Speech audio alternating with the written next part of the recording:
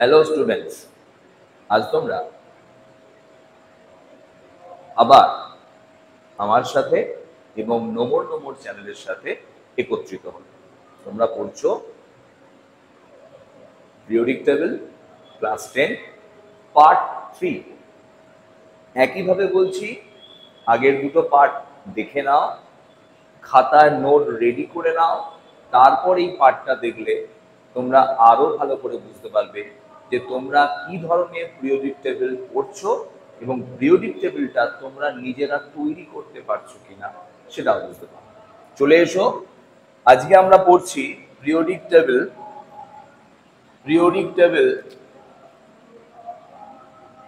Part 3। Periodic table part 3 আমরা পড়ছি।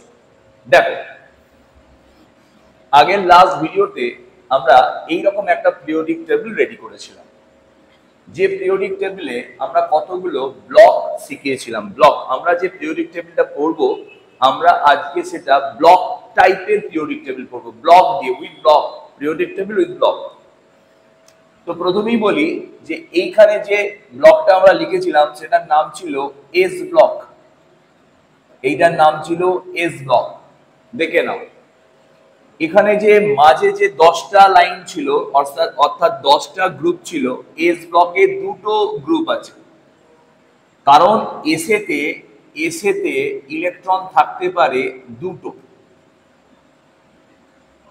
ডিএতে electron থাকতে পারে 10টা। তাই ডি ব্লক যদি আমরা লিখি তাহলে এটা হবে ডি ব্লক। এবং দেখো, ডি ব্লকেতে 1 থেকে 10 পর্যন্ত 10টা গ্রুপ আছে, কারণ আমরা আগেই বলেছিলাম প্রত্যেকটা ইলেকট্রনের জন্য একটা করে নতুন মৌল তৈরি হয়। তাহলে ডি ব্লকে যেহেতু 10টা ইলেকট্রন থাকে, তাই 10টা নতুন মৌল তৈরি হবে। দেখে নাও, এবার দেখো পি ব্লক, এটা পি ব্লক ছিল, এটা পি ব্লক ছিল। পি ব্লকে দেখো, পি ব্লকেতে দেখে নাও 6টা গ্রুপ আছে, কারণ পিতে 6টা ইলেকট্রন ধরে। পি ব্লকেতে 6টা ইলেকট্রন ধরে, পি কিন্তু ছোট হাতের সব, 6টা ইলেকট্রন ধরে। ঠিক আছে, আচ্ছা, এইভাবে আমরা এস, ডি এবং পি ব্লক দিয়ে টোটাল দেখিয়ে দিয়েছিলাম যে আমাদের লং ফ্রম পিরিয়ডিক টেবিলে 18টা গ্রুপ আছে, এবং এই গ্রুপগুলোর সাথে সাথে আমরা এখানে কিছু পর্যায় শিখিয়ে দিয়েছিলাম। পর্যায়গুলো ছিল পর্যায়, এইটা 1, পর্যায় 2, পর্যায় 3, পর্যায় 4, পর্যায় 5, পর্যায় 6 এবং লাস্টেরটা শুরু করেছি যাতে করে ক্যামেরার মধ্যে ধরে, পর্যায় 7। এগুলো কি পরে আসছি। এই 7টি পর্যায় এবং 18টি শ্রেণী নিয়ে এই পিরিয়ডিক টেবিল গঠিত।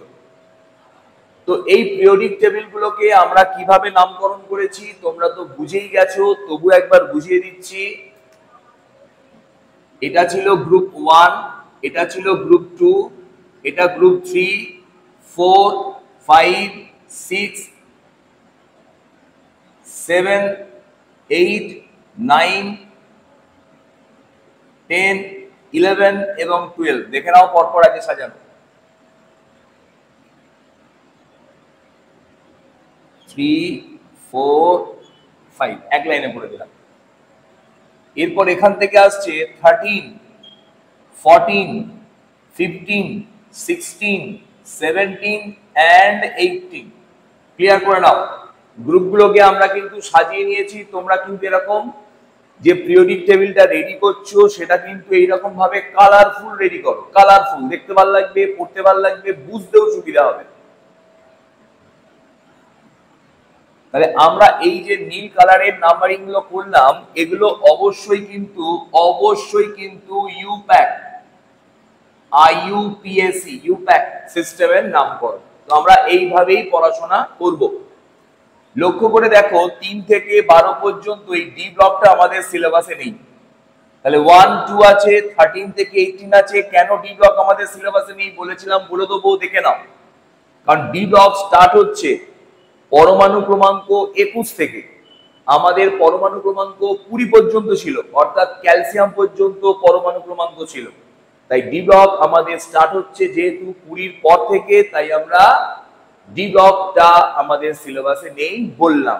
তো আমরা শেখাবো কিন্তু ডি ব্লক, তাই ভালো করে নোটগুলোকে তোমরা রেডি করো এবং ধরে ধরে বুঝতে থাকো। কিছু অসুবিধা হলে আমাকে কমেন্টস করতে পারো। তো আমি হোয়াটসঅ্যাপেও নাম্বার দিয়ে দিয়েছি, হোয়াটসঅ্যাপ নাম্বার দিয়ে দিয়েছি সম্ভবত, নচেত আমি এই ভিডিওতে হোয়াটসঅ্যাপ নাম্বার দিয়ে দিচ্ছি, তোমরা হোয়াটসঅ্যাপেও আমাকে কমেন্টস করতে পারো। দেখো, পর্যায় সারণীর একদম তলায় যে দুটি লাইন আছে, অর্থাৎ প্রথম লাইনটিকে ল্যান্থানাইডস এবং দ্বিতীয় লাইনটিকে অ্যাক্টিনাইডস বলে, এরা মিলিত হয়ে এ ব্লক তৈরি করে। স্থানগুলো আরেকবার চেক করে নেব। তার মানে আমরা এস ব্লক মৌল কাদের বলবো না, গ্রুপ 1 এবং 2 কে বলা হয় এস ব্লক। তার মানে যদি ইলেকট্রন বিন্যাস করি, লাস্ট ইলেকট্রনটা যে অরবিটালে প্রবেশ করবে সেই অরবিটালের নাম অনুসারে তার ব্লক হবে।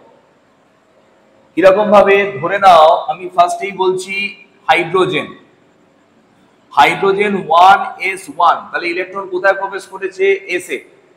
তাই হাইড্রোজেন এস ব্লকের আন্ডারে ঢুকবে, কিন্তু কোথায় ঢুকবে, লাস্টেরটায় দেখো S1 আছে 1, তাই এটা S1 এর আন্ডারে ঢুকবে, তাই এটা করলাম H। তোমরা এটা আগের দিন শিখে গেছিলে।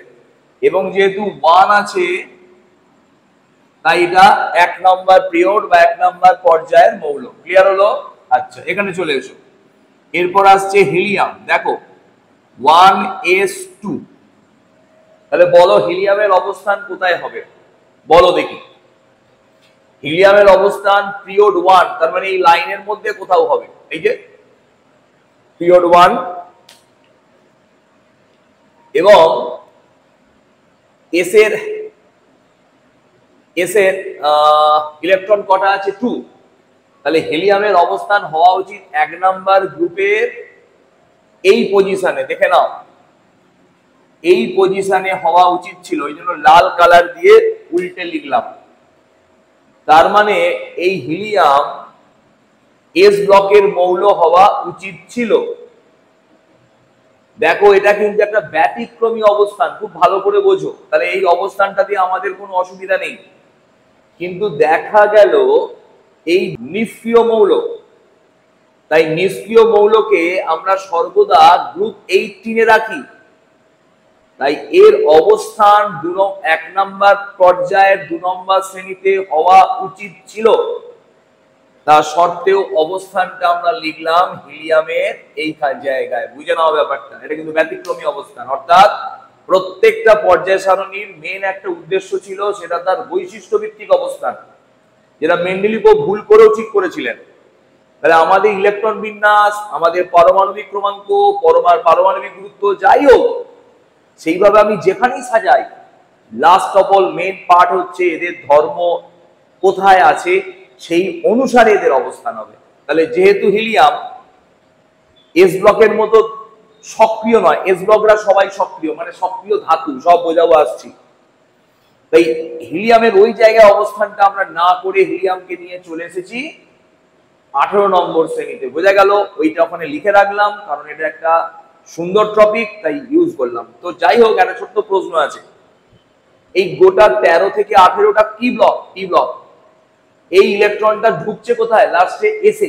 তাহলে প্রশ্ন আসতে পারে যে এমন একটি মৌলের নাম করো যার কোনো পি ইলেকট্রন নেই, তা সত্ত্বেও পি ব্লকে অবস্থান করে। দেখো, এর কোনো পি ইলেকট্রন আছে না, অবস্থান করছে পি ব্লকে। খুব ভাইটাল, তোমরা প্রশ্নটা লিখে নিয়ে অ্যান্সারটা করে রাখবে। এরপর চলে আসছি লিথিয়াম। লিথিয়াম কত? 3। হাইড্রোজেন ছিল 1, হিলিয়াম ছিল 2, লিথিয়ামের পরমাণু ক্রমাঙ্ক 3। তাহলে ইলেকট্রন বিন্যাস কি হবে? ইলেকট্রন বিন্যাস হবে 1s2 2s1। তাহলে বলো লিথিয়ামের অবস্থান কোথায় হবে? দেখো, লক্ষ্য করো, লিথিয়াম চলে আসছে, ফার্দার লিথিয়াম চলে আসছে, আমরা নীল কালার দিয়ে লিখছি, লিখতে বুঝতে সুবিধা হবে। লিথিয়াম চলে আসছে পর্যায় 2, তার মানে 2 নম্বর পর্যায়। লাস্টের যে ডিজিটটা সেটাই হবে পর্যায়। তাহলে লিথিয়াম চলে এলো 2 নম্বর পর্যায়, আর মাথাতে আছে 1, তার মানে 1s1। তার মানে লিথিয়ামের অবস্থান হবে এই জায়গায়। কারোর অসুবিধা? লাস্ট ইলেকট্রনটা কি আছে 2s1, তাহলে 1s1 এ আছে। তাহলে লিথিয়ামের পর আছে দেখো, লিথিয়ামের পর আছে দেখো বেরিলিয়াম, খুব ভালো করে দেখে নাও। লিথিয়ামের পর বেরিলিয়াম 4 নম্বরে দিলাম, 4 পরমাণু ক্রমাঙ্ক বেরিলিয়াম। বেরিলিয়াম হচ্ছে 1s2 2s2, তাহলে বেরিলিয়ামের অবস্থান তোমরা বলেই দিতে পারবে, কিচ্ছু ব্যাপার নেই, বেরিলিয়াম হচ্ছে এই জায়গায়। তাহলে লক্ষ্য করো হাইড্রোজেনের পর সোজা হিলিয়াম এখানে চলে আসছে, তারপর লিথিয়াম চলে আসছে, তারপর বেরিলিয়াম চলে আসছে, বুঝতে পারছো নিশ্চয়ই। তাহলে মাঝের ঘরগুলো কি আর ভর্তি হবে না?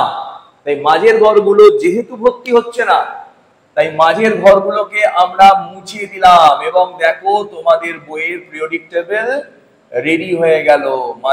মাঝের ঘর মুছে দিলাম, কিন্তু হিলিয়ামটাকে আমরা রাখলাম, কিন্তু হিলিয়ামটা অ্যাকচুয়াল থাকবে না, আমরা জাস্ট রেড দিয়ে লিখে রাখলাম যাতে আমরা এটার উপর এমফাসিস করতে পারি। ক্লিয়ার হলো? দেখো এইভাবে এখানে একটা আর ওখানে একটা, মাঝের ঘরে কিছু নেই।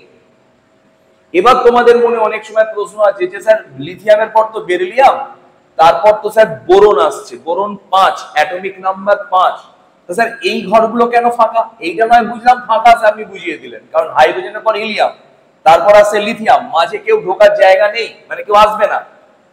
1 আর 2 এর মাঝে তো কোনো পরমাণু আসবে না, তার মানে 1 যদি এটা হয়, 2 যদি এটা হয়, 3 যদি এটা হয়, আচ্ছা তাহলে কাজ করো, এটার তলায় তলায় লিখে নাও, এটা 3, এটা 4, এটা 1, এটা 2, তাহলে 5 তো এখানে হওয়ার কথা ছিল স্যার, তাহলে 5 এর 5টা কোথায় হবে একটু চেক করে তোমরা দেখো, তাহলে তোমরাই বুঝতে পারবে এই জায়গাটা ফাঁকা কেন। দেখে নাও, 5 এ আসছে বোরন 1s2 2s2 2p1। আচ্ছা বলো তো বোরনের অবস্থান কোথায়? বলো, নিজেরা করে দেখো তো বোরনের কোথায় অবস্থান হয়। তোমরা এই ঘরের মধ্যে বোরনকে বসাতে পারছো নাকি? পজ করে রেডি করো তো, তারপর আমি তো করিয়ে দিচ্ছি। আগে নিজে বসাবার চেষ্টা করো, তারপর আমারটা দেখো। দেখো বোরন এর লাস্ট ইলেকট্রনটা ঢুকেছে 2 নম্বর অরবিটে, এবং লাস্ট ইলেকট্রনটা হচ্ছে 1 p1, তার মানে আমরা 2 নম্বর লাইন ধরবো, এই 2 নম্বর লাইনের মধ্যে p1 যেখানে আছে সেইখানে পুট করব। দেখো p1 এইটা, তার মানে এইখানে বোরন চলে আসছে। বুঝতে পারলাম না? বুঝতে পারলাম না। অর্থাৎ 4 এর পর যখন 5 আসছে, 5 এই ঘরটায় ভর্তি করছে, মাঝের কোন ডি অরবিটালের ঘরকে ভর্তি করতে পারছে না, কারণ ডি অরবিটাল মানে ডি ইলেকট্রন থাকতে হবে, তাহলে এদের তো ডি ইলেকট্রন নেই। তাহলে আমাকে বলো, তাহলে এই বেরিলিয়ামের পর বোরন কি এই জায়গাটায় বসতে পারতো? এই মাঝের ঘরগুলোয় বসতে পারতো এরকম ভাবে? বসতে পারতো না। তাই বোরনকে এখানে স্থান দেওয়া হয়েছে বলে মাঝের ঘরগুলো কিন্তু ফাঁকা। ঠিক একই ভাবে দেখো, তোমরা করে নিও, আমি আর বলছি না। বোরনের পর লিথিয়াম বেরিলিয়াম বোরন, তারপর আসছে কার্বন, তারপর আসছে নাইট্রোজেন, তারপর আসছে অক্সিজেন। আচ্ছা তোমরা কাজ করো, তোমরা ফ্লুরিনটা একবার চেক করো। ফ্লুরিনটা একবার চেক করো তো দেখি পারো কিরকম। ফ্লুরিন হচ্ছে 9, তোমাদের জানতে হবে, কিন্তু ফ্লুরিন 9 তোমাদের জানতে হবে। তাহলে ফ্লুরিনের ইলেকট্রন বিন্যাস করে ফেলো দেখি, করে পজ করে বসিয়ে দাও দেখি কোথায় হবে। 1s2 2s2 2p5, আচ্ছা কোথায় প্রবেশ করছে? 2 তে। 2 মানে পিরিয়ড 2, পর্যায় 2। p5 কোনটা? এইটা, তার মানে এই লাইন নিচে নামবে আর এই লাইন সোজা আসবে, যেখানে হিট করবে, তার মানে এখানে এসে আর এখানে এসে হিট করছে, মানে এই জায়গায় হিট করছে, তার মানে ফ্লুরিন হয়ে যাবে এটা 9, এটা 8, এটা 7, এটা 6, এটা 5। ক্লিয়ার হলো? এগুলো আমরা অ্যাটমিক নাম্বার লিখে দিলাম। এরপর আসবে, এখানে আসবে নিয়ন, আসবে নিয়ন, দেখে নাও। এইভাবে আমরা প্রত্যেকটা মৌলের অবস্থান কিন্তু নির্ণয় করে ফেলতে পারছি, তাই তো? আমি আরেকবার লিখে দিই, তোমাদের সুবিধা হবে। এরপর আসছে সোডিয়াম, এরপর আসছে ম্যাগনেসিয়াম। একটা প্রশ্ন আছে, স্যার এরপর অ্যালুমিনিয়াম এই ঘরটায় হবে না? এখানে ঘর দিয়ে অ্যালুমিনিয়ামটা ঢোকানো যাবে না? চেক করে নাও তো দেখি, এসো তো এদিকে। অ্যালুমিনিয়াম 13, অ্যালুমিনিয়ামের পরমাণু ক্রমাঙ্ক 13, তাহলে অ্যালুমিনিয়াম কি হবে একটু দেখো তো। Aluminium 1s2 2s2 2p6 3s2 3p1। আচ্ছা, তাহলে অ্যালুমিনিয়ামের লাস্ট অরবিট হচ্ছে 3, তাহলে এর পর্যায় হবে 3, এই লাইন বরাবর হবে। ক্লিয়ার হচ্ছে? আর লাস্ট ইলেকট্রনটা ঢুকেছে p1 এ, তার মানে এই লাইন বরাবর হবে। তার মানে এই লাইনটাকে এদিকে টানবো আর এই লাইনটাকে এদিকে টানবো, যেখানে যে হিট করবে সেটাই বিন্দু। ক্লিয়ার হলো? তাহলে এর নামকরণ এখানেই এর অবস্থান হবে। এটা হচ্ছে অ্যালুমিনিয়াম, এটা 13। লক্ষ্য করো, ম্যাগনেসিয়ামের পর অ্যালুমিনিয়াম, এটা 12, এটা 11, এটা 12, এটা 13 হওয়া উচিত ছিল, তাহলে এখানে ঢোকা উচিত ছিল। কিন্তু অ্যালুমিনিয়াম এর কোনো ডি ইলেকট্রন বিন্যাস না থাকার জন্য মাঝে যতগুলো ডি ব্লক আছে, ডি ব্লকে যতগুলো ঘর আছে, সেখানে ওরা অবস্থান পাবে না। তাই ম্যাগনেসিয়ামের পর সোজা চলে যাচ্ছে অ্যালুমিনিয়াম, মাঝের ঘরটাও ফাঁকা, তাহলে আগের ঘরটাও ফাঁকা ছিল ডি, 3 নম্বর পর্যায়ে ডি ফাঁকা। বুঝিয়ে দিলাম। এইভাবে আসবে সিলিকন 14, ফসফরাস 15, সালফার 16, ক্লোরিন 17 এবং আর্গন 18। তোমরা দেখে নাও। এরপর আসছে পটাশিয়াম এবং ক্যালসিয়াম, এই দুটো আমাদের সিলেবাসে এই পর্যন্তই আছে। তো আজকে আমরা এরপর থেকে ইলেকট্রন বিন্যাস করে করে ঘরগুলোকে দু একটা ভর্তি করতে শেখাবো। তোমরা এফির ইলেকট্রন বিন্যাস করে ফেলো, এফির ইলেকট্রন বিন্যাস করে ফেলো, আর ক্রোমিয়ামের ইলেকট্রন বিন্যাস করে ফেলো। কোথায় ঘরে থাকবে তোমরা বলো। দেখো, এফির হচ্ছে 1s2, 2s2, 2p6, 3s2, এখানে জায়গা নেই, তলায় চলে এলাম, 3p6, 4s2, 3d6। দেখো, কারোর যেন মনে না হয় লাস্ট ইলেকট্রনটা কোথায় ঢুকেছে, অবশ্যই ডিতে ঢুকেছে, অবশ্যই। কিন্তু এর বহিস্থ কক্ষ কোনটা? বহিস্থ কক্ষ 4, এটা লাস্ট অরবিট। তাই এটা কোন পর্যায়ের মৌল হবে? 4 নাম্বার পর্যায়ের মৌল। তার মানে এই লাইন বরাবর থাকবে। ক্লিয়ার? এই লাইন বরাবর থাকবে। ক্লিয়ার? আচ্ছা, লাস্ট ইলেকট্রন কোথায় ঢুকেছে? ডিতে। আচ্ছা, তার মানে স্যার একটু আগেই বললেন লাস্ট ইলেকট্রন যে অরবিটালে ঢুকবে সেইটা সেই ব্লকের মৌল হবে। তাহলে যেহেতু এটা লাস্ট ইলেকট্রনটা ডি অরবিটালে ঢুকেছে, তার মানে এটা নিশ্চয়ই ডি ব্লকের মৌল হবে। এবং তোমরা ঠিকই ধরেছো, যেহেতু এটা D6, তাই D6 খুঁজে খুঁজে এই জায়গায় হিট করলাম, এই বরাবর নামলাম। এ দেখো, এই বরাবর নামছি, তাহলে এই লাইন আর এই লাইন এই জায়গাটা হিট করলো, তাহলে এই জায়গাটা হয়ে যাবে Fe এর 26। দেখো অবস্থা নিশ্চয়ই বুঝতে পারছো। এইভাবে ক্রোমিয়ামের যদি ইলেকট্রন বিন্যাস করতে, ক্রোমিয়ামের যদি ইলেকট্রন বিন্যাস করতে, তোমরা কিন্তু ইলেকট্রন বিন্যাস অ্যাটমিক স্ট্রাকচারে শিখেই গেছো, সেখান থেকে আমি ধরে নিচ্ছি শিখেছো, তাই আমি করাচ্ছি। যাদের এখানটা করতে অসুবিধা হবে তারা এই ভিডিওর এই পার্টটা স্কিপ করে দাও, করতে হবে না। আর যারা লেভেল আপের জন্য পড়াশোনা করছো তারা এই পার্টটা অবশ্যই ভালো করে দেখো। ক্রোমিয়ামের হবে 1s2, 2s2, 2p6, 3s2, 3p6, 4s2 হওয়ার কথা ছিল, হবে 1, আর 3d5 হবে। এটা ব্যতিক্রম ছিল। তো ব্যতিক্রম দিয়ে আমাদের ইলেকট্রন বিন্যাস হয় না, আমরা ব্যতিক্রম ছাড়া করব। তাহলে ছাড়া হলে এটা 4, এটা 4। ক্লিয়ার হলো? ব্যতিক্রম ছাড়া করতে হবে, কিন্তু ব্যতিক্রমটাকে দেওয়া যাবে না। অর্থাৎ স্টেবিলিটি অর্ডারে যেটা ব্যতিক্রম আসছে সেইটা ধরে করা যাবে না, এইটা ধরে করতে হবে। কি বললাম নিশ্চয়ই বুঝতে পারলে? তাহলে ক্রোমিয়ামের অবস্থান দেখো 4 নাম্বার পর্যায়, ঠিক আছে, D4, ঠিক আছে। তাহলে এখানে হয়ে যাবে ক্রোমিয়াম, চেক করো, ক্রোমিয়াম Cr, এটা হয়ে যাবে ক্রোমিয়াম 24। ক্লিয়ার হয়ে গেল? তো এইভাবে আমরা একটা ছোট্ট জিনিস শিখিয়ে দিই, দেখা যাক গ্যালিয়ামের তোমরা ইলেকট্রন বিন্যাস করতে পারো কিনা, যারা আমার কাছে পড়ো তাদের আমরা 40 পর্যন্ত মুখস্থ করা শিখিয়েছি। গ্যালিয়ামের হচ্ছে 31, এর ইলেকট্রন বিন্যাসটা করে দাও।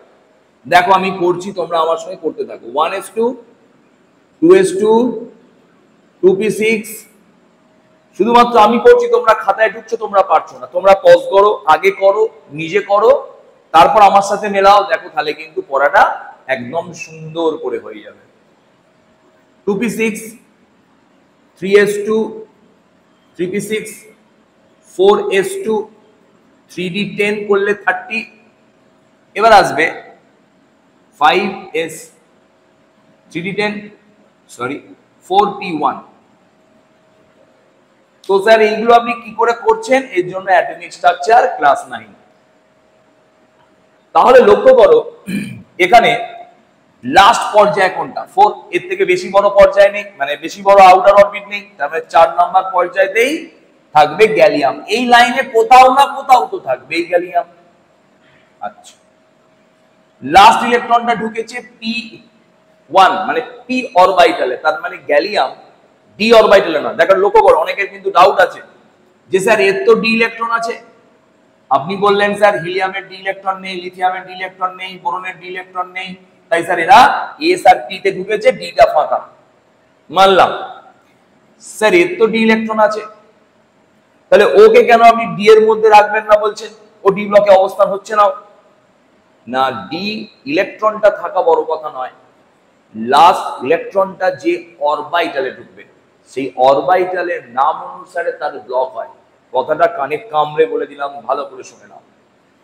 লাস্ট ইলেকট্রনটা ঢুকছে কোথায়, p তে, তাহলে এরা p অরবিটাল। আচ্ছা লক্ষ্য করো তো, ক্রোমিয়ামের লাস্ট ইলেকট্রনটা ঢুকেছে কোথায়, স্যার d তে, এরা d অরবিটাল ইলেকট্রন। ও আচ্ছা স্যার d অরবিটালে d ইলেকট্রন আছে, আছে মানে d অরবিটাল না, লাস্ট ইলেকট্রনটা d তে ঢুকলে সেটা d অরবিটাল। আরেকবার চেক করো, এ দেখো লাস্ট ইলেকট্রনটা ঢুকেছে আয়রনের d তে, তাই এটা হয়ে গেল d অরবিটাল। তাহলে আয়রনও d অরবিটাল, ক্রোমিয়ামও d অরবিটাল, বোঝা গেল? আচ্ছা, আমার একটু আঁকা বাঁকা করে ছবিটা আঁকা আছে, তোমরা কিন্তু পরিষ্কার করে এঁকে নিও সুন্দর করে খাতায়। হ্যাঁ, এবার চলে এসো, এদিকে চলে এসো। তাহলে গ্যালিয়ামকে কোথায় অবস্থান দেবে, অনেকে কিন্তু করে ফেলেছে, অনেকে এখনো করতে পারেনি। দেখো তাহলে এই লাইন বরাবর গেলাম এবং p1 মানে এইটা, এই লাইন বরাবর নামলাম, তাহলে স্যার কোনখানে ছেদ করছে দেখুন স্যার, এই লাইনের সাথে এই লাইন ছেদ, মানে এই বিন্দুতে ছেদ করছে। আচ্ছা, তার মানে স্যার আপনি বলতে চাইছেন গ্যালিয়ামটাকে ওইখানে লিখবেন, তাই তো? আচ্ছা, তার মানে এটা স্যার গ্যালিয়াম, এটা স্যার গ্যালিয়াম 31, তার মানে গ্যালিয়াম p ব্লকের মৌল। ক্লিয়ার হলো?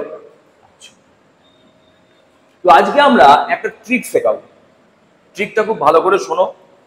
একটা কবিতা শেখাবো, কবিতা দিয়ে দিয়ে তোমরা মৌলগুলোকে লিখতে থাকবে, কবিতা দিয়ে দিয়ে মৌলগুলোকে তোমরা একদম মুখস্থ করিয়ে দিচ্ছি। দেখো তোমাদের যেগুলো লাগবে আমি সেগুলো সব মুখস্থ করিয়ে দিচ্ছি, মন দিয়ে শোনো। এটা হচ্ছে গ্রুপ 1। গ্রুপ 1 কে কি বলবো না বলবো সব পরে বলছি, সব আসছি। এই পিরিয়ডিক টেবিলে এটা হচ্ছে গ্রুপ 1। গ্রুপ 1 এর মৌলগুলোকে কিভাবে মুখস্থ করব দেখো, এটা হচ্ছে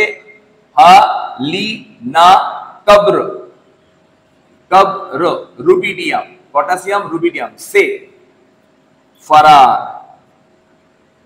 হালিনা কব্র সে ফরার মানে হচ্ছে hydrogen, lithium, sodium, potassium, rubidium, caesium, francium. হালিনা কব্র সে ফরার, ফ্রান্সিয়াম। বুঝা গেল? ফ্রান্সিয়াম, সিজিয়াম এগুলো সাধারণ অবস্থায় তরল ধাতুগুলো, তরল ধাতু। গ্রুপ 2 এর মধ্যে কে কে আছে? হিলিয়াম আছে না? হিলিয়াম নেই, আমি রেখেছি জানানোর জন্য, এখানে হতে পারে। এটা হচ্ছে বেটা মাঙ্গে কার সেন্ট্রো, বাপ রাজি।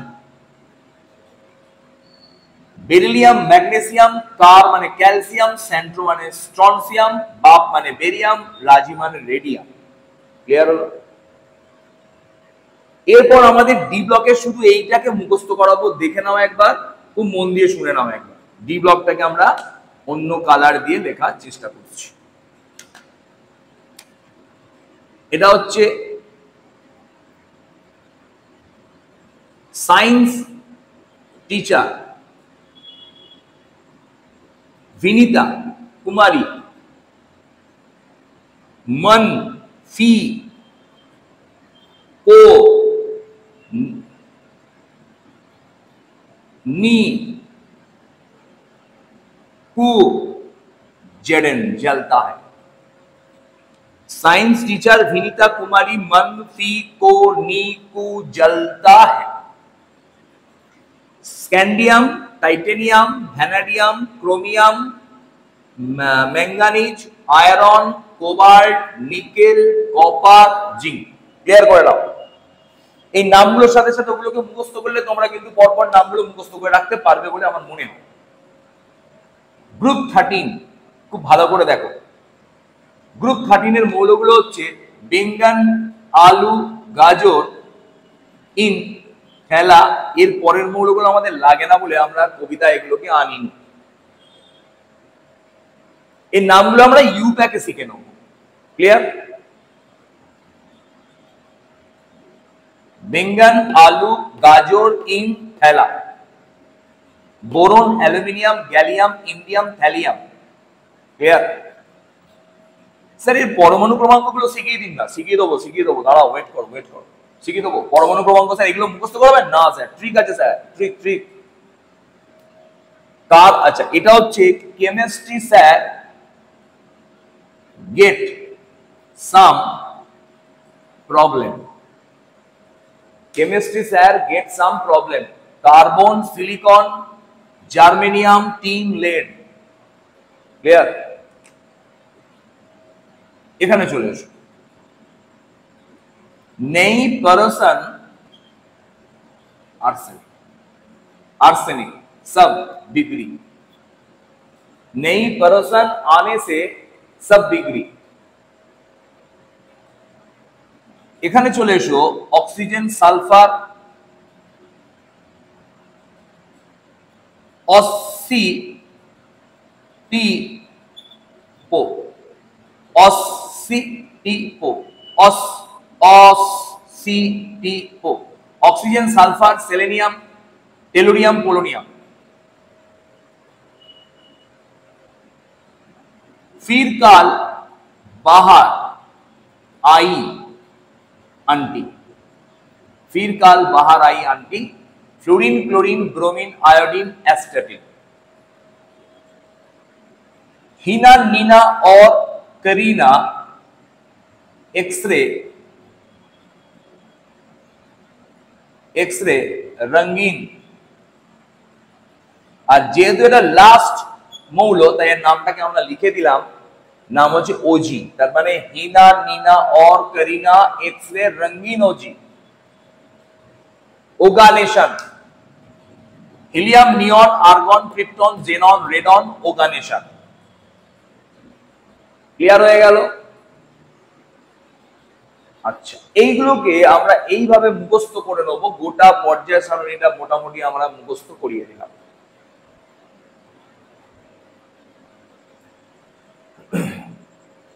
দেখে নাও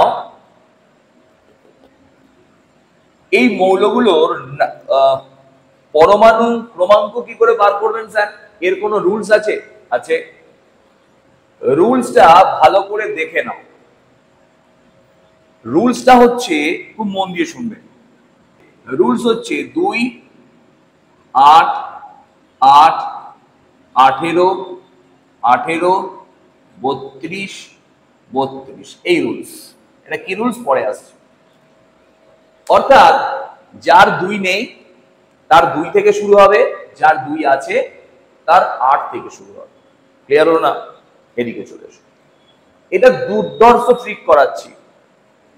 এই জায়গাটা যারা সত্যি পড়াশোনার জন্য তৈরি হচ্ছ তারা দেখো, যারা পড়াশোনা করবে না জাস্ট বাবা মায়ের ইচ্ছার জন্য পড়াশোনা করছো তারা এটা এই পার্টটা দেখো না, কারণ সবার জন্য পড়াশোনা নয়।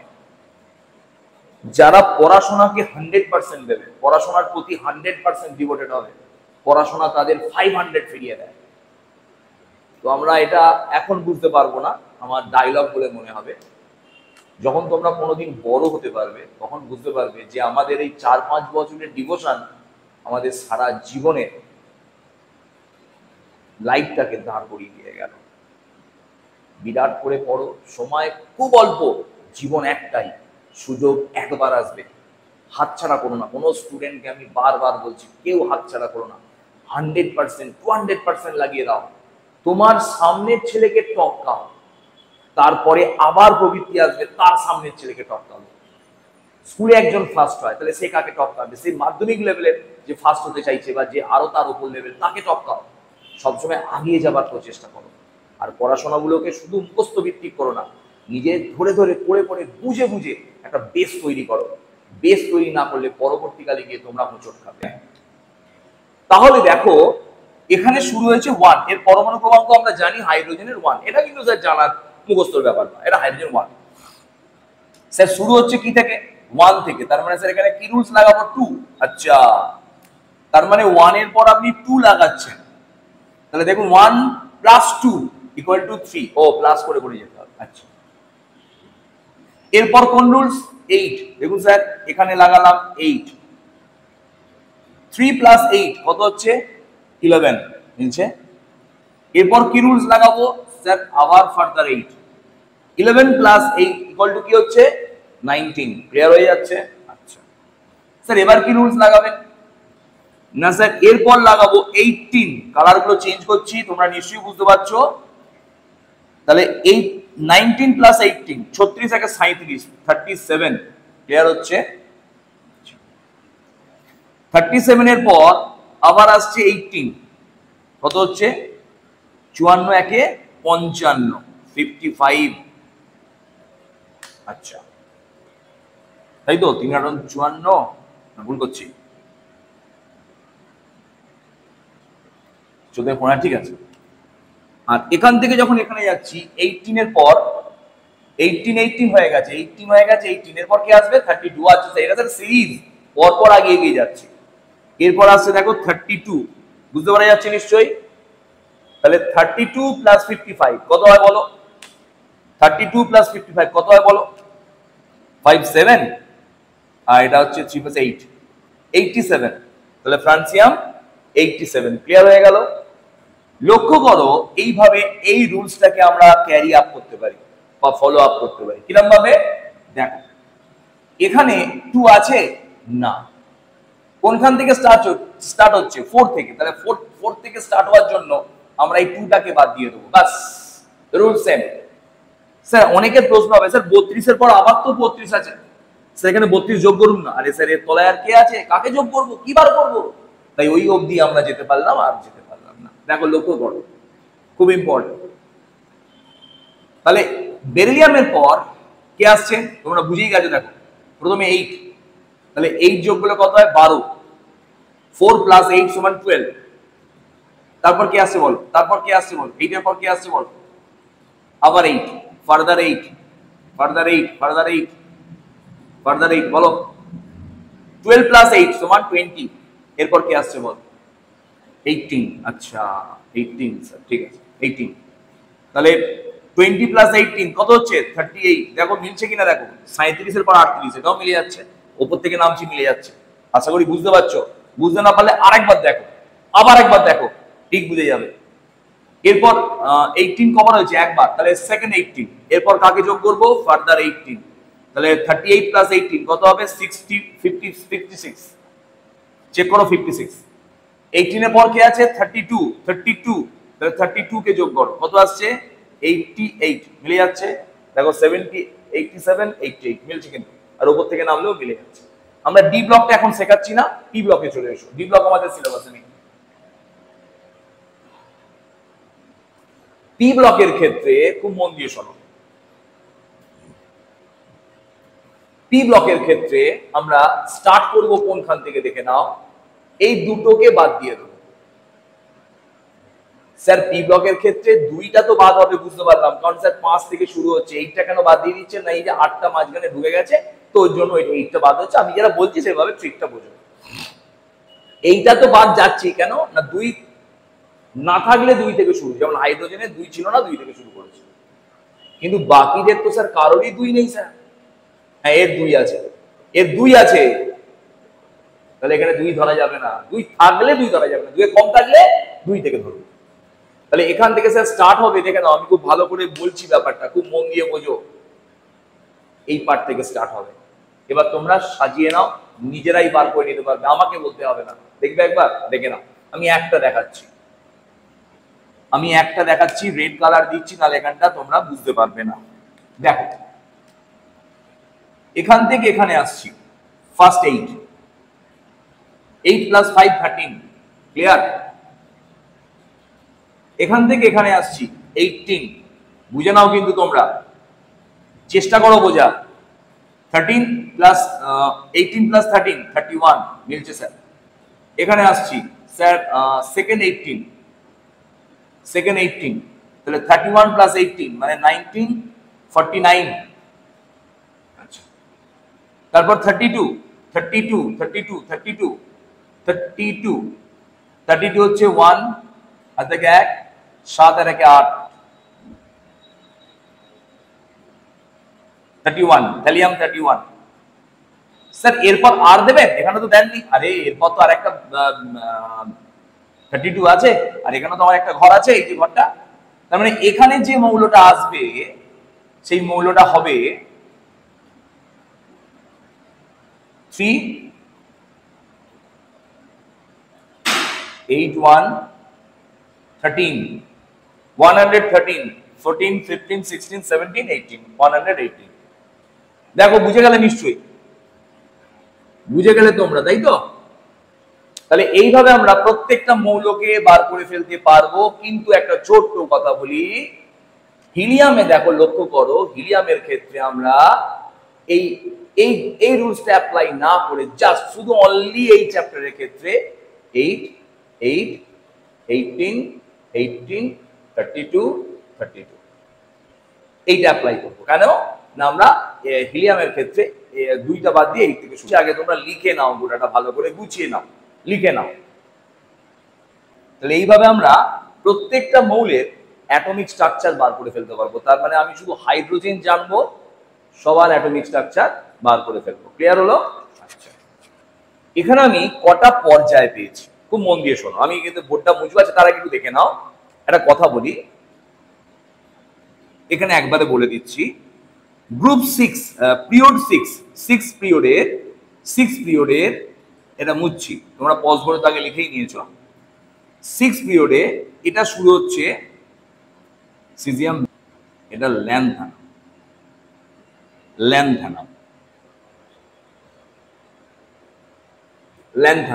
এখানে আছে ল্যান্থানাম। তো এই ল্যান্থানামের অবশ্যই পরমাণু ক্রমাঙ্ক 57। এটা পিরিয়ডিক টেবিলের একটা ত্রুটি। ল্যান্থানামের এই ঘরেতেই, অর্থাৎ 3 নাম্বার গ্রুপের 6 নাম্বার পর্যায় বা 6 নাম্বার পর্যায়ে 3 নাম্বার গ্রুপে ল্যান্থানামের সাথে আরো 14টা মৌল এখানে স্থান দেওয়া হচ্ছে। সেই 14টা মৌল ছিল, আমি বলে দিচ্ছি, একবার দেখে নাও। সিরিয়াম থেকে একটু আগেই বলে দিয়েছিলাম, লুটেসিয়াম। এই মোট 14টা মৌল এই ঘরেই স্থান দেওয়া হয়েছে। যেহেতু একটা ঘরে এই মৌলগুলোকে রাখা যায় না, তাই বিজ্ঞানী একটা তলায় এই মৌলগুলোকে ঘর দেওয়া হয়েছে, যেই মৌলগুলোকে বলা হয় ল্যান্থানাইডস, অর্থাৎ 6 নম্বর পর্যায়ে 3 নম্বর শ্রেণী, পিরিয়ড 6 গ্রুপ 3। এখানে মোট 1 2 3 4 5 6 7 8 9 10 11 12 13 এবং 14। এই 14টা যে মৌল আছে, সেই 14টা মৌলকে বলা হলো ল্যান্থানাইডস বা ল্যান্থানয়েডস। ঠিক একইভাবে পিরিয়ড 7 এবং গ্রুপ 3, অর্থাৎ এখানটা স্টার দিলাম এবং এখানটাও স্টার দিলাম, দিয়ে আলাদা কালার ইউজ করছি তোমাদের সুবিধার জন্য। দেখো, তোমাদের সুবিধার জন্য আলাদা কালার ইউজ করছি। এটা হচ্ছে অ্যাক্টিনিয়াম হচ্ছে 89। এই অ্যাক্টিনিয়ামের ঘরেতেই আরো এক্সট্রা 14টা মৌল আছে। সেই 14টা মৌল কি কি?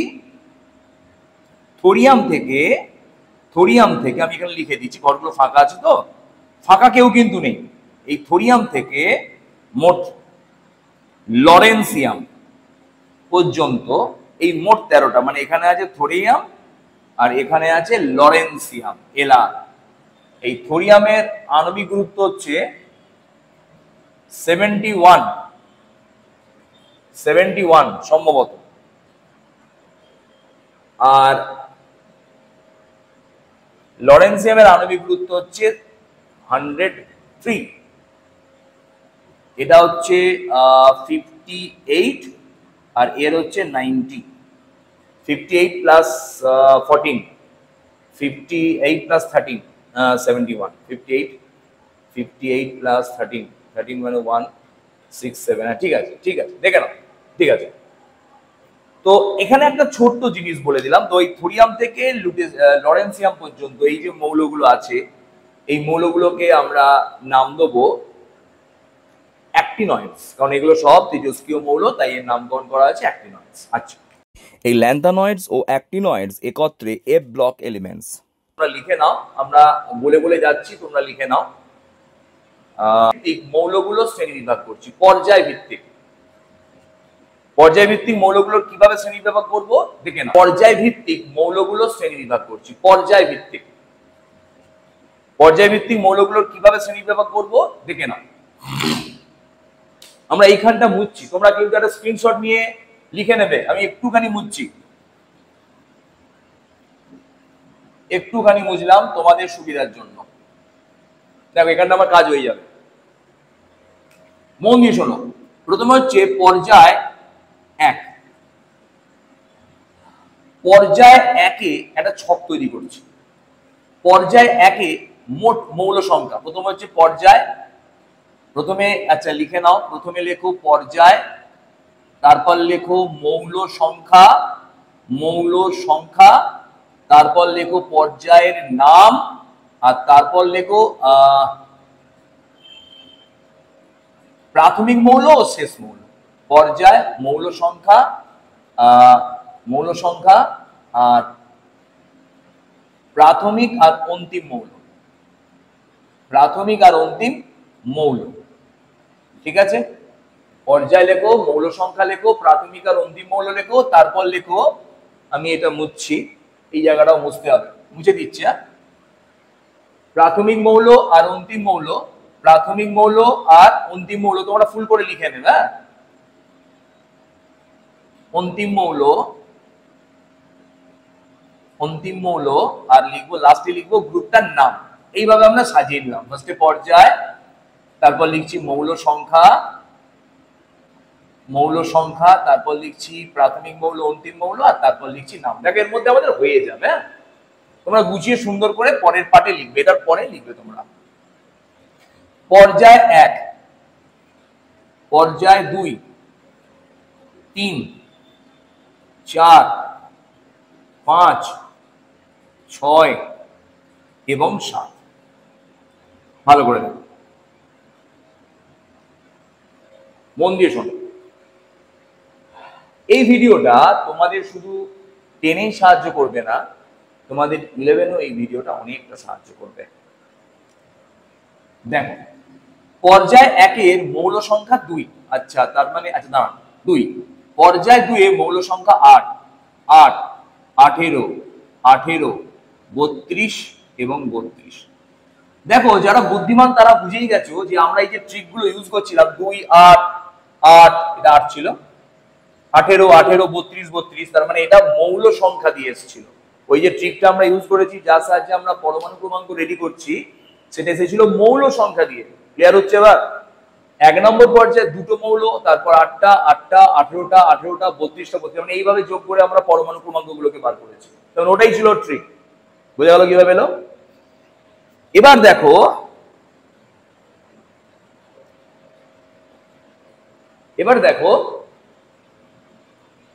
প্রাথমিক মৌল এবং অন্তিম মৌল। এর প্রাথমিক মৌল দেখো, তোমরা এখান থেকে লিখেই নিতে পারবে, হাইড্রোজেন, এবং অন্তিম মৌল হিলিয়াম। প্রাথমিক মৌল লিথিয়াম, এখানে চলে এসো নিয়ন। তার মানে স্যার আপনি বলছেন প্রাথমিক মৌল গ্রুপ 1 এ আছে আর অন্তিম মৌল গ্রুপ 18 এ আছে। আর কাজ করুন না স্যার, আপনি কবিতাগুলো বলে দিন, পর পর হয়ে যাবে।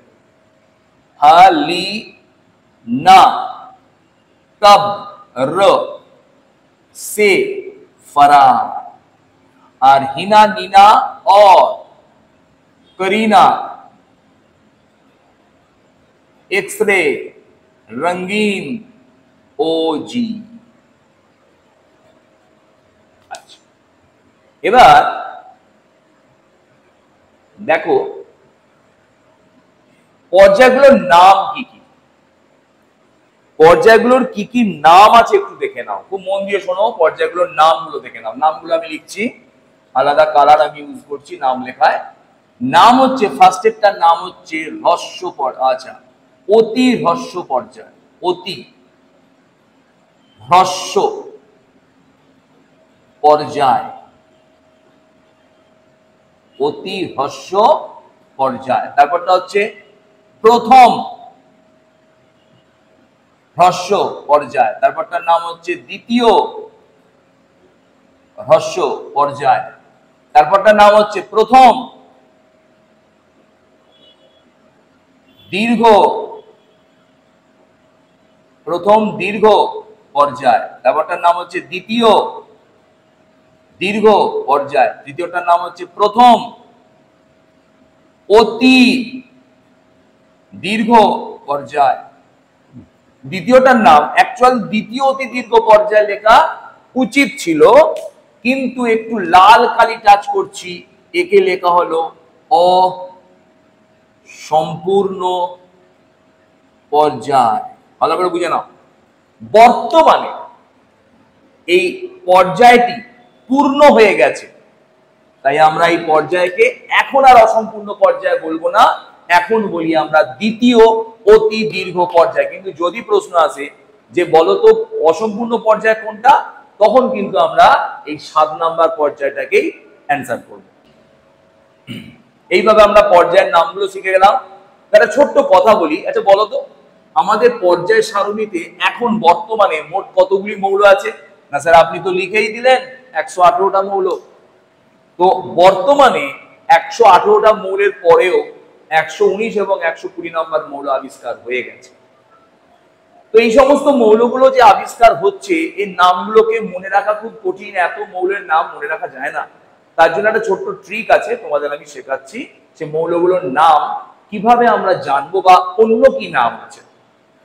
তো আমরা পর্যায় ভিত্তিক এদের নামগুলো শিখে নিলাম, এই বোর্ডটাকে আমরা মুছছি, মোছার পর আমরা শ্রেণী ভিত্তিক এদের কিছু নাম আছে, শ্রেণী ভিত্তিক নাম আছে, সেগুলো শিখব। আচ্ছা আরেকটু দেখে নাও, এই ব্লক অনুসারে প্রত্যেকটা ব্লকে কিছু নির্দিষ্ট সাধারণ ইলেকট্রন বিন্যাস আছে, সেগুলো এখন দেখে নাও, পরে তোমাদের এগুলো স্টেপ বাই স্টেপ কাজে লাগবে। ধরে নাও এস ব্লক, এস ব্লক এর ইলেকট্রন বিন্যাস কি হবে?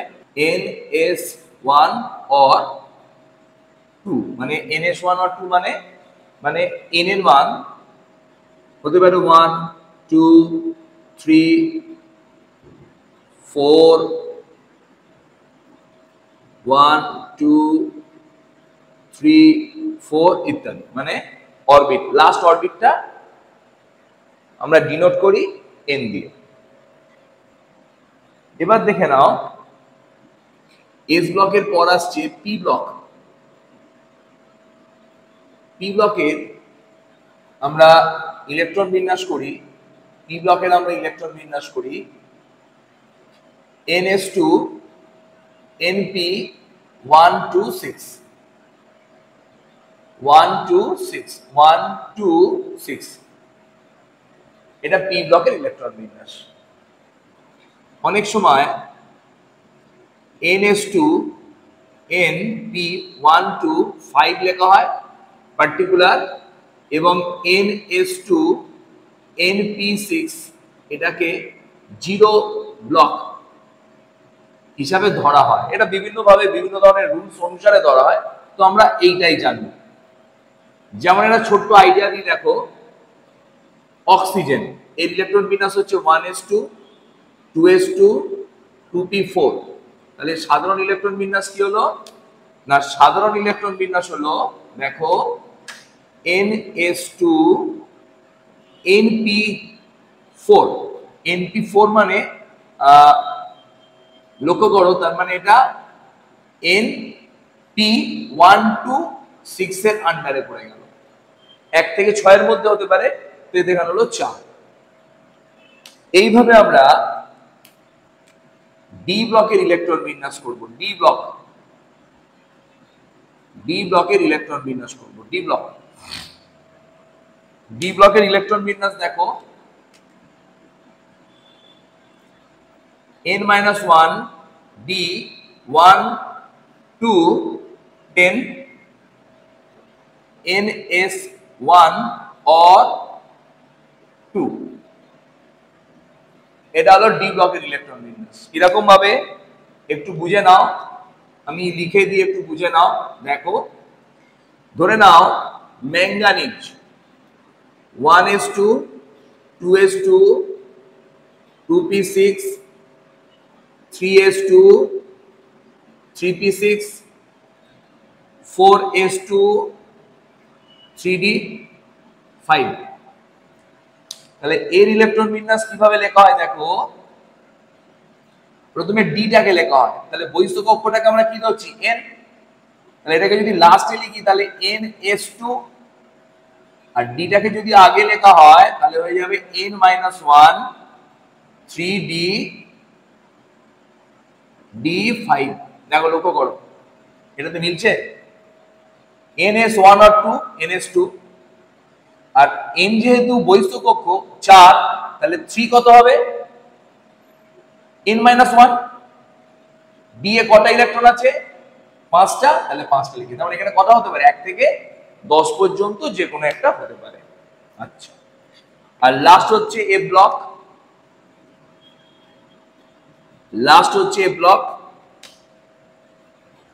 এ ব্লকের ইলেকট্রন বিন্যাস হচ্ছে n-2 f1-14 d n-1 d 0 or 1 R ns2। এই হলো আমাদের এ ব্লকের ইলেকট্রন বিন্যাস। এ ব্লক আমাদের এখন বোঝার দরকার নেই অতটা, তাই এটা নিয়ে আর আলোচনা করব না। তো একটা ছোট্ট কথা বলে নিই, দেখে নাও। এটাকে বলা হয়, সর্ববহিস্থকে বলা হয় আলটিমেট সেল। Ultimate sell. তার আগের কক্ষকে বলা হয়, আগের যে কক্ষ পেন আলটিমেট সেল। আগের কক্ষকে বলা হয় অ্যান্টি পেন আলটিমেট সেল। সব থেকে যে আউটার অরবিট, তার নাম আলটিমেট সেল, তার আগেরটাকে বলা হয় পেন আলটিমেট সেল, তার আগেরটাকে বলা হয় অ্যান্টি পেন আলটিমেট সেল। তাহলে এই ব্লকের ক্ষেত্রে antepenultimate shell use করছি, ডি ব্লকের ক্ষেত্রে পেন আলটিমেট সেল ইউজ করেছি, এবং এস ব্লক এবং পি ব্লকের ক্ষেত্রে কেবলমাত্র আলটিমেট সেল ইউজ করা হয়েছে। বোঝা গেল? ঠিক আছে। স্টার একদম, হ্যাঁ, এনবি দিয়ে লেখা শুরু করছি। এনবি শ্রেণী ভিত্তিক কিছু মৌলের নামকরণ। খুব মন দিয়ে শোনো, একদম মন দিয়ে নাও। প্রথমে হচ্ছে গ্রুপ 1। গ্রুপ 1 কে বলা হয়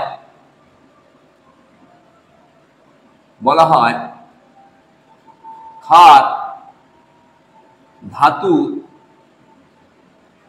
শ্রেণী। ক্ষার ধাতুর শ্রেণী, ঠিক আছে। গ্রুপ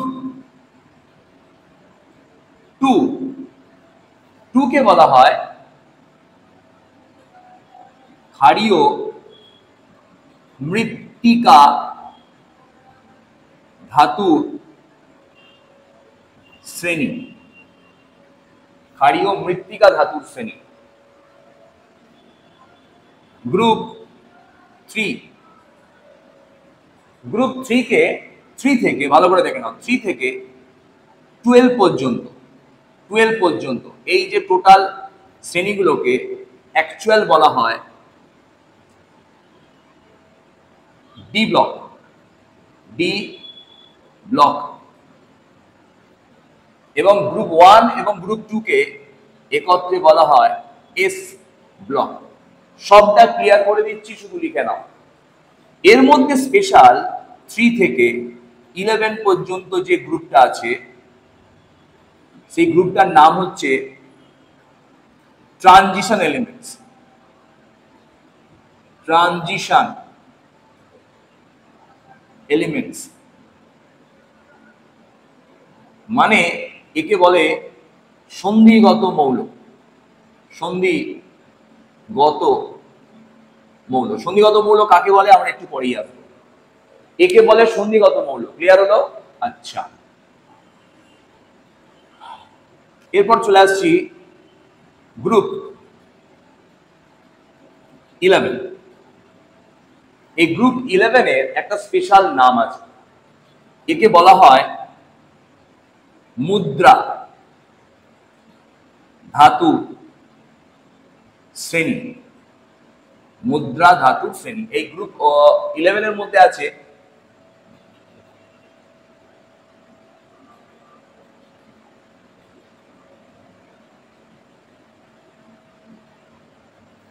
এরা 3 জন পরপর আছে। প্রথমে কপার আছে, তারপর এজি আছে, তারপর ইউ আছে। কপার মানে তামা, কপার মানে তামা, এজি মানে রূপা, তোমরা নিশ্চয়ই জানো, আর ইউ মানে সোনা। এটা তো জানাই যাচ্ছে বা শোনাই যাচ্ছে, তাই না? তো তামা, রূপা, সোনা কোনো না কোনো সময়ে তাম্রযুগ, রৌপ্যযুগ, স্বর্ণযুগ তৈরি করেছিল বিভিন্ন সোনার পয়েন্ট তৈরির সময়। এই কারণে তো এদের নাম ওই জন্য মুদ্রা ধাতু শ্রেণী বলা হয়েছে। ক্লিয়ার হলো? আচ্ছা, একটা ভালো জিনিস শিখলাম, 3 থেকে 12 সবাই ডি ব্লক মৌল। টোটকা লিখে রাখতে পারো বা একটা ছোট্ট ট্রিক লিখে রাখতে পারো। কিন্তু এর মধ্যে 3 থেকে 13 ট্রানজিশন এলিমেন্টস, কিন্তু 12 ট্রানজিশন এলিমেন্টস নয়। তার মানে 12 নম্বর গ্রুপ ট্রানজিশন এলিমেন্টস নয়। খুব ইম্পর্টেন্ট স্যার, বিরাট বিরাট ইম্পর্টেন্ট। কেন পরে বোঝাবো। তারপর চলে আসছি গ্রুপ 14। গ্রুপ 14 কে বলা হয় কার্বন শ্রেণী, কার্বনের শ্রেণী, কার্বনের শ্রেণী বলে রাখলাম। এর স্পেশাল কিছু নাম নেই, তবু বলে রাখলাম কার্বন শ্রেণী। 13টা নামই তো দিলাম না। গ্রুপ 15, গ্রুপ 15 কে বলা হয় নিক্টোজেন। নিক্টোজেন, এই নিক্টোজেন শব্দের অর্থ হচ্ছে, নিক্টো শব্দের অর্থ হচ্ছে বিষাক্ত, বিষাক্ত, বিষাক্ত গ্যাস উৎপাদনকারী। তাই এদের নাম হলো জেন, মানে উৎপাদনকারী, উৎপাদন, উৎপাদন। নিক্টোজেন বিষাক্ত গ্যাস উৎপাদনকারী। আচ্ছা, গ্রুপ 16, গ্রুপ 16 কে বলা হয় চ্যালকোজেন। চ্যালকোজেন, চ্যালকোজেন শব্দের অর্থ হলো, চ্যালকো শব্দের অর্থ হলো আকরিক, আকরিক। জেন মানে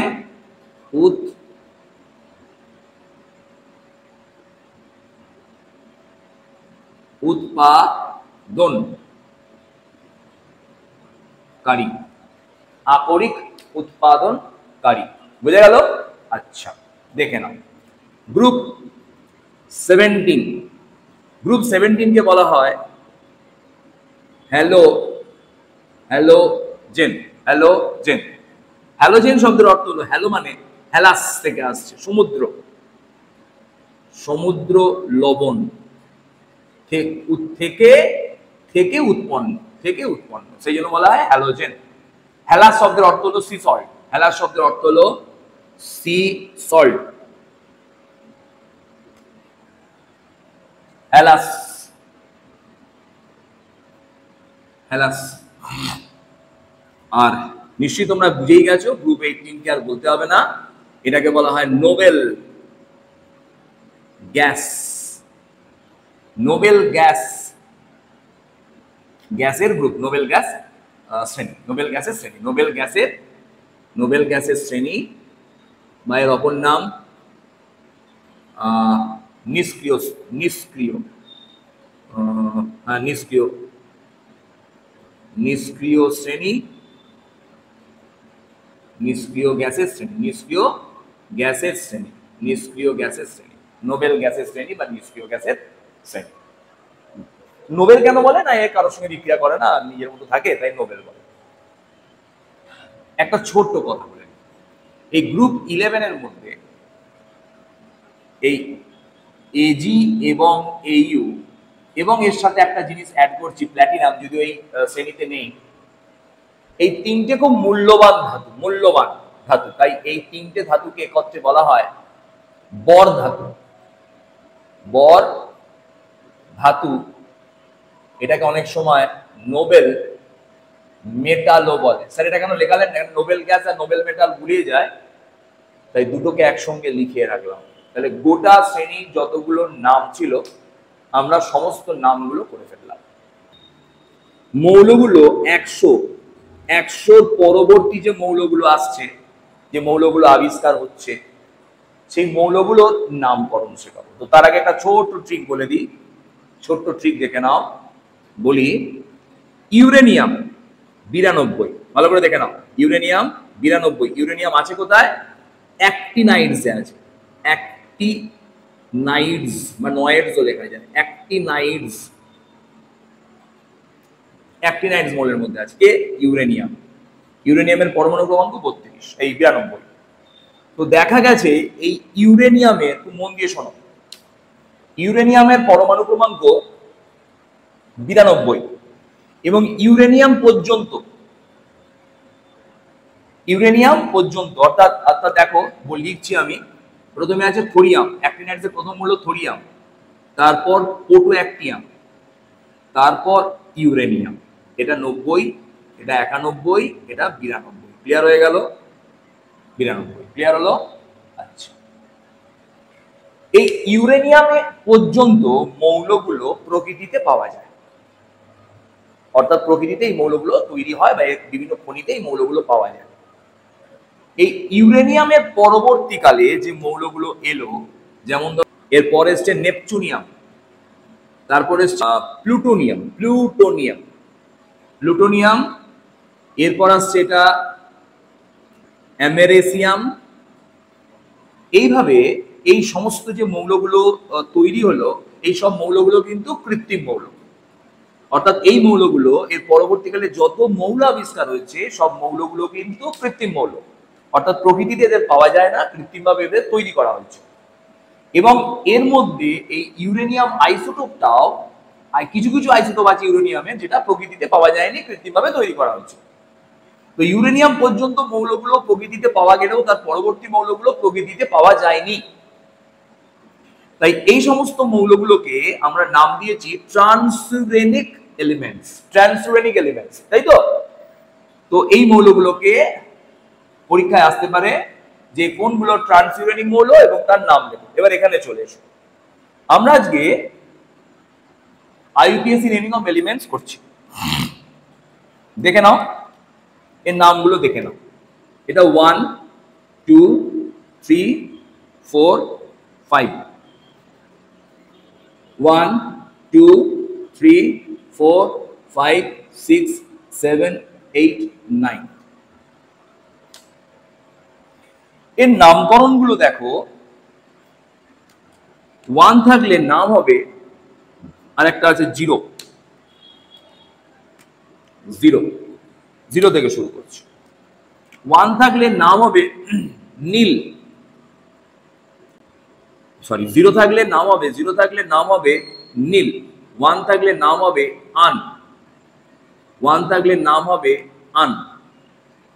2 থাকলে নাম হবে বাই, 3 থাকলে নাম হবে ট্রাই, 4 থাকলে নাম হবে কোয়ার্ড, 5 থাকলে নাম হবে পেন, 6 থাকলে নাম হবে হেক্স। 6 থাকলে হেক্স, 7 থাকলে সেপ্ট, SEPT,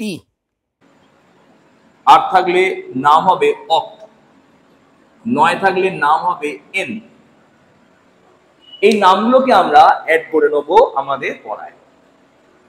তাহলে দেখো এই নামগুলোর সাহায্যে আমরা কিভাবে পড়াটাকে আগিয়ে নিয়ে যাচ্ছি। দেখো তোমাকে বললো 100 পরমাণু ক্রমাঙ্ক যুক্ত একটা মৌল আছে, তার নাম বলো। তুমি তো নাম মুখস্থ রাখতে পারবে না, কারণ অতগুলো নাম আমাদের পক্ষে মুখস্থ করা সম্ভব নয়।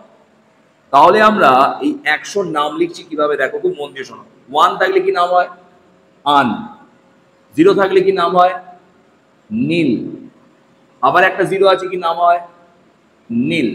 এরপর IUM এই কথাটি অ্যাড করে দেবো। আচ্ছা, এটাকে যদি আরেকটু ভালো করে করতে চাই, তাহলে আমরা এখানে এটাকে অ্যাড করে দিলাম, IUM, আন নীল নীলিয়াম। উচ্চারণটা হলো আন নীল নীলিয়াম। ক্লিয়ার হলো? তাহলে তোমরা একটা কাজ করো, ধরে নাও 118 নম্বর মৌলটার ওগানেশন তো নাম তোমাদের বলেই দিয়েছি, IUPAC নাম করে দেখাও তো। দেখো আমি লিখছি ফার্স্টে, তোমরা নিজেরা করো, তারপর আমি লিখছি। প্রথমে 1 থাকলে আন, লিখলাম আন। তারপর আবার 1 আছে, আবার লিখবো আন। তারপর 8 আছে, তারপর লিখবো অক, সব কিন্তু ছোট হাতে, প্রথমটা বড় হাতে। তারপর এর সঙ্গে IUM যোগ করে দেবো, আন আন অক্টিয়াম। ক্লিয়ার হয়ে গেল?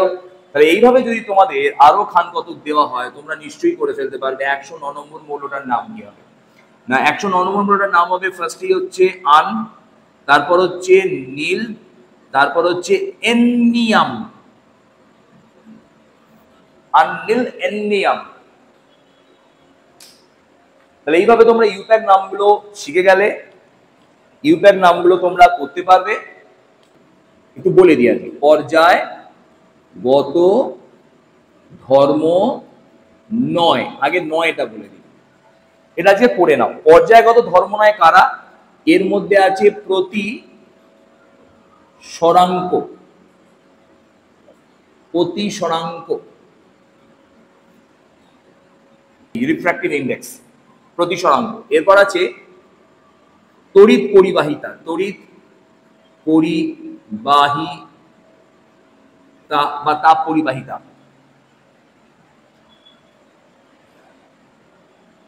তারপর আছে ঘনত্ব।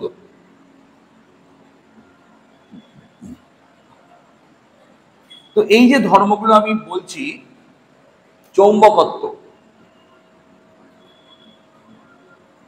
এই যে ধর্মগুলো বলছি, এই ধর্মগুলো একটাও আমাদের পর্যায়গত ধর্ম নয়। তাহলে এবার পর্যায়গত ধর্ম কাকে বলে? না, আমাদের পড়া পরের দিন পর্যায়গত ধর্ম, এইটা আমাদের পরের দিন পড়া। তোমরা আজকে নোটটা এই অবধি রেডি করো, আমরা পরের দিন আবার তোমাদের এইখান থেকে পড়া স্টার্ট করব। প্রত্যেক দিনের পড়াটা প্রত্যেক দিন করো, রেডি করো খাতাটা, তোমরা সাবস্ক্রাইব করো, কমেন্টস করো। কোনো প্রবলেম হলে হোয়াটসঅ্যাপ নাম্বার দিয়ে দেবো, তোমরা সেখানেও কিছু প্রবলেম হলে কমেন্টস করতে পারো। আর কোনো বন্ধুর যদি অসুবিধা হয়, তোমরা তাদের হেল্প করার জন্য এই ভিডিওটা শেয়ারও করতে পারো। আমার যে প্রচেষ্টা, এটা তখনই সার্থক হবে তোমরা যদি এখান থেকে কিছু শিখে নিজে নিজে এই টাস্কগুলো, যে কোনো প্রশ্ন অ্যান্সার করতে পারো, দিলে যেন অ্যান্সার করতে পারো। তাহলে আমার মনে হবে যে আমার এই প্রচেষ্টা সার্থক হয়েছে। তোমরা শেখো, তাহলেই আমার সার্থক হবে এই প্রচেষ্টা। ঠিক আছে, থ্যাংক ইউ।